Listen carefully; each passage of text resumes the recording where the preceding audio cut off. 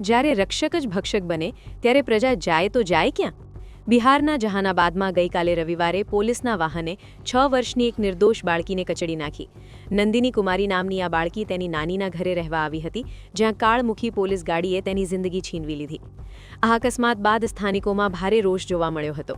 ગુસ્સે ભરાયેલા લોકોએ રસ્તા પર ઉતરી ચક્કાજામ કર્યો અને પોલીસ વિરુદ્ધ જોરદાર સૂત્રોચ્ચાર કર્યા હતા. સ્થિતિ વણસતી જોઈ તાત્કાલિક અસરથી સુરક્ષા દળોનો કાફલો ઘટના સ્થળે તૈનાત કરવામાં આવ્યો હતો.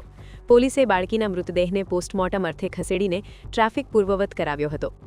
यातायात जो है बिल्कुल अब स्मूथ हो चुका है। यहाँ पे परिजनों को समझा दिया गया है, जो भी उचित मुआवजा है उसके लिए जो सक्षम प्राधिकार हैं एसडीएम साहब हैं, उनसे हमारी बातचीत हो गई है। परिजनों को बता भी दिया गया है कि जो भी है आपको मुआवजा जितना भी सरकार के प्रावधानों के अंतर्गत सारे मुआवजे की राशि मिलेगी।